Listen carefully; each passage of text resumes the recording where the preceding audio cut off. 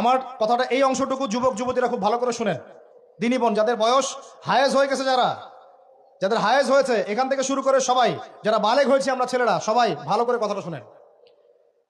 বাংলাদেশে পিছন থেকে একটা নতুন সমস্যা রাইজ করতেছে। সমস্যাটা হচ্ছে, এমনিতেই আমাদের ছেলে মেয়েদের মধ্যে হারাম সম্পর্ক ছিল।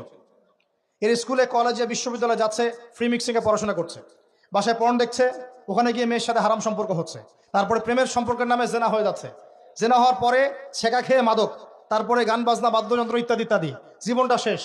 এদিকে ওই ব্যভিচারী মেয়েরা কারো কারো ঘরে যাচ্ছে, দাঁড়ান আমাকে বলতে দেন, ব্যভিচারী মেয়েরা কারো কারো ঘরে যাচ্ছে, ওদেরকে নিয়ে আপনারা আবার সংসার করতেছি। এই হচ্ছে না সিচুয়েশন?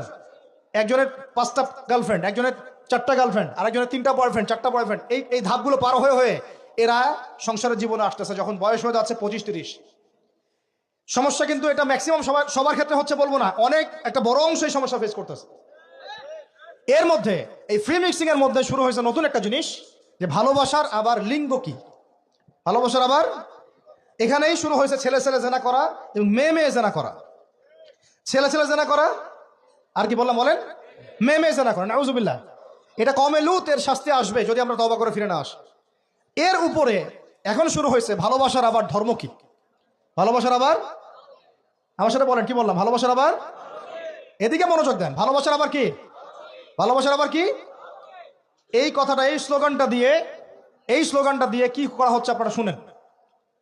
অমুসলিম ছেলে মুসলিম মেয়ের সাথে প্রেম করতেছে, অমুসলিম ছেলে মুসলিম মেয়ের সাথে প্রেম করতেছে, বলতেছে ভালোবাসার আবার ধর্ম কি, তুমি আমি একে অপরকে মহব্বত করি, ভালোবাসি, এর মধ্যে ধর্ম আসবে কেন? বলছে তুমি আমার ধর্মে দীক্ষিত হয়ে যাও, অথবা আমি তোমার ধর্ম কবুল করে মুসলমান হয়ে যাব। এই মিথ্যা কথাগুলো প্রলোভন দিয়ে এখানে ওখানে পার্কে নিয়ে গিয়ে, চটপটি ফুচকা খাওয়ায়, কফি শপে নিয়ে গিয়ে, এভাবে আস্তে আস্তে আস্তে আস্তে মেয়েদেরকে লাইনে নিয়ে আসতেছে। আনার পরে শোনেন, কথা আগে শুনেন, বুঝেন। আপনি ঠিক বললেও ঠিক, এটা না বললেও ঠিক, কারণ চলতেছে এটাই সমাজে। এখন কথা হচ্ছে, আমরা যদি আমাদের বোনদের ইজ্জতকে বাঁচাইতে চাই, এই বিষয়টা সম্পর্কে সচেতন থাকতে হবে।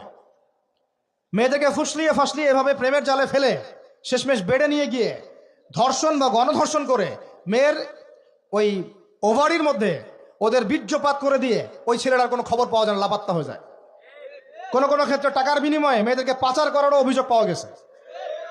এবং এই কাজটার নাম তারা সংঘবদ্ধভাবে দিয়েছে, এর নাম নাকি লাভ জিহাদ, বলে নাউজুবিল্লাহ। এবং বীর দর্পে ফেসবুকে পোস্ট দিচ্ছে, আজকে অমুক মেয়ের এটা করলাম, আজকে তমুক মেয়ের এটা করলাম। ভিতর থেকে একটা চক্র কাজ করতেছে, এবং এই চক্রের কেউই মুসলিম না, এই চক্রের কেউই কিন্তু মুসলিম না।